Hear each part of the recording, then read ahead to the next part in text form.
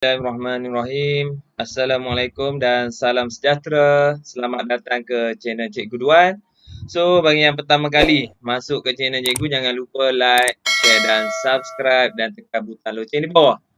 Anda tak rugi, anda tak terlepas kalau Cikgu upload video-video terbaru selepas ini. So, untuk video kali ini Cikgu ingin kongsikan bab 4. Pembiakan Sains Tingkatan 1 KSSM.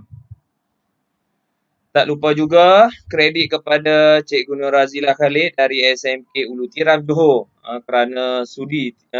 Cikgu ucapkan terima kasih kerana dia bagi keizinan kepada cikgu untuk menggunakan slide yang disediakan oleh beliau. Terima kasih saya ucapkan. Kita pergi kepada subtopik yang pertama, bab 4. 4.1 pembiakan seks dan aseks. Okey. So seks dan aseks. Apa dia seks? Apa dia aseks? Okey, kita tengok. Pembiakan ialah proses penghasilan individu baru oleh organisma hidup. Proses nak menghasilkan anak lah ataupun benih. Okey. Itu nama dia pembiakan. Okey. Pembiakan merupakan ciri asas bagi setiap organisma hidup. Ciri asas. Pembiakan boleh dibahagikan kepada dua, pembiakan seks dan aseks. Kita manusia, seks ke aseks? Okey, jom kita tengok. ONG. Obstetrik dan ginekologi. Ni jabatan kalau melibatkan pembiakan. Doktor pakar yang mengamalkan ilmu perubatan berkaitan dengan kehamilan dikenali sebagai pakar obstetrik dan ginekologi. Okey, inilah gambar. Ni nak cek baby, nak tengok kita haid proses ke apa ni. Yang ni tadi. Pembiakan terbahagi kepada dua, seks dan aseks. Okey, apa dia? Jom kita tengok. Seks ni melibatkan sel pembiakan. Maksudnya dia ada benih. Sel pembiakan. Aseks tidak melibatkan sel pembiakan. Okey. Dia dengan sendiri dia je boleh membiak. Sel pembiakan ni dia kena ada jantan, dia kena ada betina ni. So berlaku kepada manusia, haiwan peringkat tinggi. Contohnya mamalia, burung, ikan, reptilia, amfibia dan tumbuhan berbunga yang ni. Yang ni kena ada benih tadi, benih jantan, benih betina. Yang ni pula aseks berlaku kepada tumbuhan bawang, halia, ubi kentang, organisma ringkas, ameba, hydra, paramecia. Tengoklah dekat dapur kita. Letak dekat luar macam tu bawang, tengok-tengok dia tumbuh dah. Okey. Dia tumbuh sama juga halia, ubi kentang. Ada tunah dah. Okey. Kita tengok beberapa organisma hidup yang menjalankan pembiakan seks. Tu. Beruang, bunga matahari tadi, tumbuhan berbunga, ikan ni, katak, ular. Ini contoh organisma hidup yang menjalankan pembiakan aseks. Ni tunas. Penunasan ni. Okey. Yang ni apa dia? Paramecia. Ingat lagi tak? Yang ni hydra. Okey. Sama juga yang ni. Halia tadi. Tu ameba. Pembiakan aseks. Maksudnya dia tak ada benih jantan. Sel pembiakan jantan betina tak ada. Dia sendiri je boleh tumbuh ni. Nampak? Kita pergi dengan lebih detail. Pembiakan seks merupakan jenis pembiakan utama yang dijalankan oleh manusia, haiwan dan tumbuhan peringkat tinggi. Pembiakan bagi manusia bukan sahaja untuk menghasilkan zuriat. Bukan sahaja untuk beranak. Okey, malah melibatkan ikatan kekeluargaan dan kasih sayang. Okey, tu orang kata fungsi pembiakan untuk manusia. Kekeluargaan, ukhuwah, kasih sayang. Pembiakan seks. Induk jantan yang membawa sel pembiakan jantan nama dia sperma. Sperma ni. Yang yang bentuk macam berudu ni nama dia sperma. Okey, tu yang ni jantan daripada mana? Benih bapa. Ni. Okey. Kalau betina pula, induk betina yang membawa sel pembiakan betina nama dia ovum. Yang bulat ni ovum. Okey. Ingat sperma lawan dia ovum. Ni. Proses penghasilan gamet. Gamet jantan nama dia sperma. Gamet betina nama dia ovum. So dekat mana kilang dia? Dekat mana dia dihasilkan? Okey, untuk lelaki bahagian namanya adalah testis. Ni. Testis yang bulat ni. Okey. So kalau orang kampung dia sebut batu lah. Okey, batu. Bagi yang lelaki. Okey, yang perempuan, okey, kilang dia nama dia ovari. Ni ovari. Ovari ada dua ni, kiri kanan. Ovari. So sinilah tempat menghasilkan benih betina, gamet betina nama dia ovum. Jangan confuse Selalu pelajar confuse. Ovari ke ovum? Ovari tu kilang. Untuk menghasilkan ovum. Ingat, testis menghasilkan sperma. Okey. Pembiakan seks. Menghasilkan generasi baru yang berbeza daripada induknya dan menunjukkan variasi genetik. So kat sini kita boleh tengok adik-beradik kita. Kalau ada 10 beradik, semua tak sama. Okey. Abang mata lain sikit, ayah ikut mak, kakak ikut tok lah, macam-macam. So sebab apa? So bila berbeza tu menunjukkan variasi kepelbagaian genetik keturunan. Okey. So Allahu Akbar. Allah Maha Besar dia cipta manusia. Tak sama. Abang tak sama dengan adik, semua lain-lain. Okey. Proses pertama yang terlibat ialah persenyawaan. So persenyawaan tu apa? Gamet jantan bercantum dengan gamet betina. Itulah nama dia proses persenyawaan. Okey, kita tengok.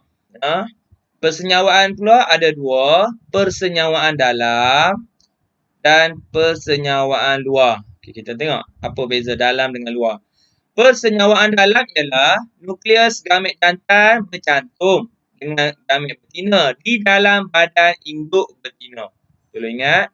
Okey, di dalam badan induk betina. Dalam simok. Ni.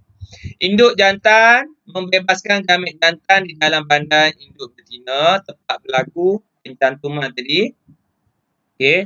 Proses gamet jantan dari organ pembiakan jantan akan dibebaskan ke dalam organ pembiakan betina yang mempunyai gamet betina dan bercantum membentuk zygote. Okey. So yang ni adalah persenyawaan dalam. Berlaku dekat induk betinanya. Lepas tu bebas gamet jantan dalam induk betina. Lepas tu bercantum. Last sekali membentuk zygote. Itu adalah kita manusia, haiwan yang peringkat tinggi persenyawaan dalam. Dalam persenyawaan luar, nukleus gamet jantan bercantum dengan nukleus gamet betina di luar. Ni, cikgu highlight kat sini. Di luar badan induk betina. Induk jantan membebaskan sperma dan induk betina membebaskan ovum. Persenyawaan ini berlaku dalam air. So biasanya katak ni. Katak ikan ni. Okey. Gamet jantan biasanya berenang menuju ke arah telur. Okey, dan bercantum dengan gamet betina. So, yang ni persenyawaan luar. Tu beza dia.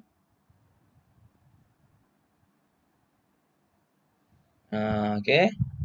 Persenyawaan dalam oleh pepatung. Ni persenyawaan dalam. Maksudnya, benih ada dekat induk betina. Persenyawaan luar oleh ikan, nampak? Sperma dia guna mencari telur ovum ni. Okey. So, kalau bercantum, berlakulah persenyawaan. Okey, sel sperma. Siapa yang cipta ni? Siapa bagi nama ni?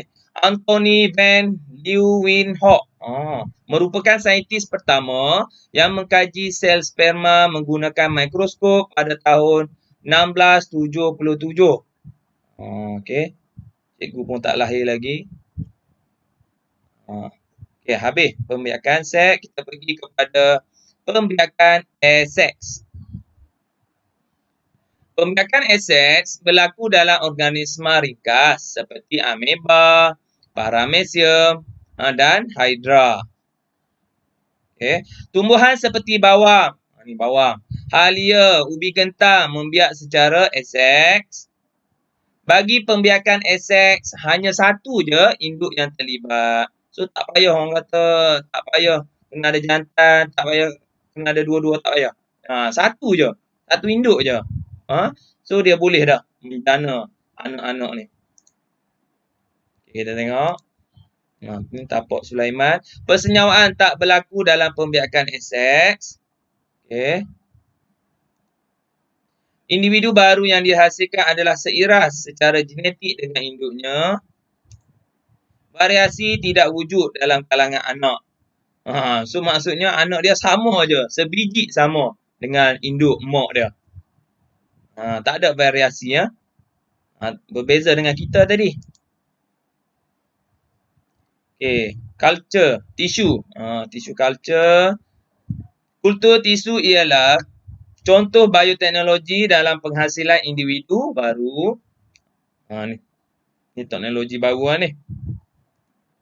Teknik ini akan menghasilkan tanaman baru dalam tempoh masa yang singkat.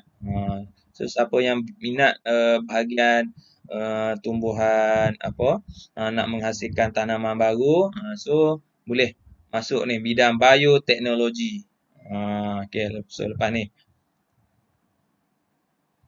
Pembiakan aseks, belahan dedua, pertunasan, penjanaan semula, pembentukan spora, pembiakan vegetatif. Ada berapa? Ada 6. 1, 2, 3, 4, 5. Ada 5. Ada 5. So, kita pergi satu-satu. Tengok. Belahan dedua. Siapa? Belahan dedua. Contoh ameba. Okey, nampak? Dia membahagi. Tiba-tiba ada 2 hitam ni. Nukleus ada 2. Lepas tu sitoplasma bagi. Last sekali, ada 2 sel anak. Okey, ni contoh belahan dedua. Belahan dedua ialah pembahagian satu sel induk kepada 2 sel anak. Contoh ameba, paramecium, bakteria. Yang ini. Belahan dedua. Ni ameba. Ni paramecium. Paramecium ni ingat bentuk macam selipar ni.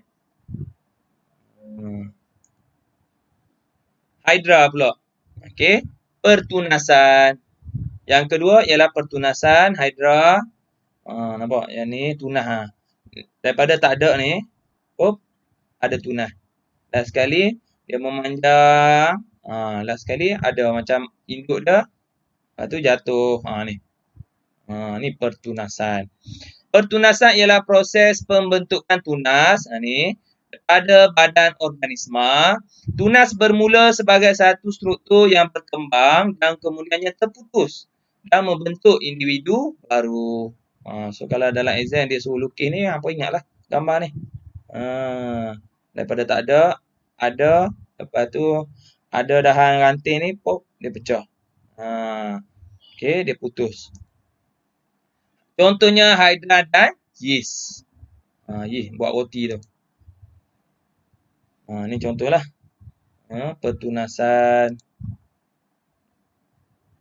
Seterusnya, penjanaan semula.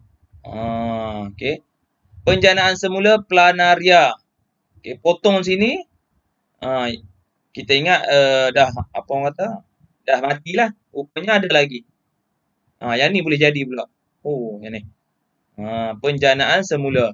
Berlaku daripada kebolehan segmen organisma tertentu yang tumbuh dan berkembang menjadi individu baru yang lengkap. Contoh cacing pipih, tapak Sulaiman, Planaria dan Spirogyra. So walaupun kita gunting ke apa, dia potong, dia boleh menjana, boleh buat baru pula, hidup lagi. Tu penjanaan semula. Ni contoh tapak Sulaiman. Okey, Spirogyra. Okey, seterusnya pembentukan spora. Pembentukan spora pada paku pakis. Pembentukan spora ialah proses penghasilan spora. Spora tu apa dia? Benih lah. Di dalam sporangium. Selepas sporangium pecah, ni pecah. Spora yang halus dan ringan akan disebarkan oleh angin. Apabila sampai di tempat yang lembap, spora tumbuh menjadi tumbuhan yang baru. Contoh alga, ulat, paku pakis dan bakteria. Okay, ni contoh dia paku pakis. Dalam sporangium tu ada spora. So dia pecah yang ni, spora pun disebarkan oleh angin.